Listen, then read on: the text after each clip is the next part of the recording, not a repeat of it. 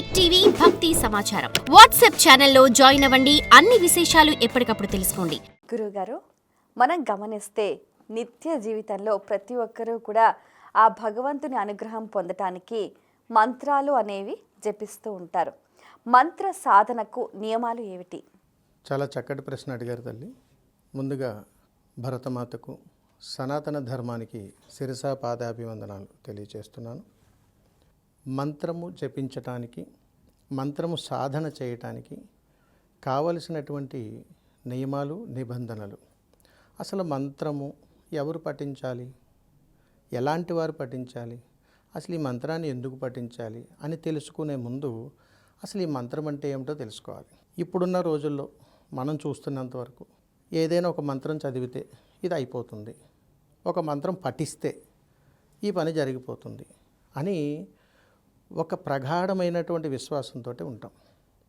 అసలు ఈ మంత్రాన్ని ఎవరు పఠించాలి అని అంటే, అసలు మంత్రం అంటేనే మాట, భాష, ప్రక్రియ, అది ఒక సాధన. ఉదాహరణకు మనకు మనమే, నేను మాట్లాడుతున్నటువంటి వాడుక భాషలో అనేక పదాలు మాట్లాడుతుంటాం. ఆ పదాలలో ప్రతి పదము మంత్రమే.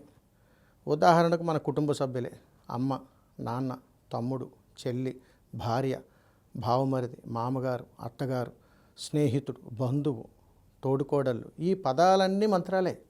అన్నిసార్లు మనం వాటిని పఠనం చేస్తూనే ఉన్నాం, మననం చేస్తూనే ఉన్నాము. కాబట్టి మంత్రము మం దేహము, త్రయం అంటే మనసును లగ్నం చేస్తూ మన దేహం చుట్టూ పరివార దేవతల కాపాడుతూ మనల్ని అందులో బంధించగలిగేటువంటి దానిని మంత్రం అంటారు తల్లి. ఈ మంత్రాన్ని పఠించాలనంటే సాధనాశక్తి ఎంతైనా అవసరం. సాధన అంటే భక్తి, వినయం, నమ్మకం, ప్రేమ, వీటన్నింటినీ కలిపితేనే సాధన అంటారు. అందుకని ఇవన్నీ ఎవరిలో అయితే ఉంటాయో వారిని సాధకుడు అని అంటారు.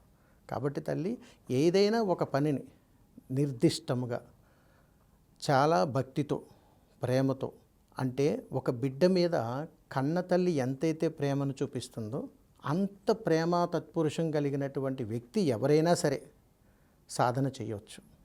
అయితే ఈ మంత్రాన్ని పఠించాలన్నా, సాధన చెయ్యాలన్నా వారిలో రాగద్వేషాలు ఉండకూడదు తల్లి. రాగద్వేషాలు, కోపము, కసి, పగ, ప్రతీకారం, అసూయ, ద్వేషం, ఇవన్నీ మంత్రాన్ని పఠనకు కుదరదు. అందుకని చాలా శాంతముగా, సౌమ్యముగా, ప్రేమ, అభిమానం, ఇవన్నీ కూడా ఏ వ్యక్తిలోనైతే అమితంగా ఉంటాయో, ఎవరినైతే చూస్తే ప్రేమ అనేటువంటిది మనకు కలుగుతుందో అలాంటి ప్రతిరూపం కలిగినటువంటి వారు, అలాంటి మనస్తత్వం కలిగినటువంటి వారు మాత్రమే మంత్ర సాధనకు అర్హులు. ఉదాహరణకు మంత్ర సాధనకు అర్హులులో ఒక పదం అమ్మ. అమ్మకు అర్హత ఉంది కాబట్టి అమ్మకు మన మీద అంత అమితమైనటువంటి ప్రేమను చూపిస్తుంది.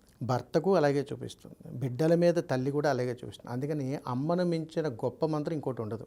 అందుకని ఒక్క మాటలో చెప్పాలనంటే, తల్లిని అంటే జన్మనిచ్చినటువంటి తల్లిని చివరాఖరి వరకు గుండెల్లో పెట్టుకుని ఎవరైతే అమితంగా ప్రేమిస్తారో వారికి మంత్ర సాధన చేసేటువంటి అర్హత ఉంటుంది. నా తల్లిని ద్వేషిస్తానండి, నాకు మంత్ర సాధన చెయ్యాలి అవ్వదు. తల్లిదండ్రులకు నువ్వు ప్రేమను పంచాలి, నీ వాత్సల్యం చూపించాలి. చివరాఖరి వరకు వాళ్ళని గుండెల్లో పెట్టుకుని ఎవరైతే చూసుకుంటారో వారికి మాత్రమే మంత్ర సాధన చేసేటువంటి అర్హత ఉంటుంది. ఇది మంత్రంలో ఉన్నటువంటి గొప్పతనం ఏమిటంటే తల్లి, ఒక బంధుత్వాన్ని చూపిస్తుంది. ఆ బంధుత్వంలో మంత్రం యొక్క గొప్పతనంలో మంత్రాన్ని జయించడం నేర్పిస్తుంది. కుటుంబాన్నే జయించలేనప్పుడు ఎన్ని మంత్రాలు చదివితే ఏంటి తల్లి ఉపయోగం? అందుకని మంత్రంలో ఉన్నటువంటి విశేషమైన మంత్రాన్ని సాధించాలన్నా, మంత్రాన్ని సాధన చేయాలన్నా ముందు తల్లిదండ్రులను ప్రేమించగలగాలి, గౌరవించగలగాలి, గుండెల్లో పెట్టుకోగలగాలి. అలాంటి వారికి మాత్రమే మంత్ర సాధనకు అర్హత. For more videos like this, subscribe Big TV channel.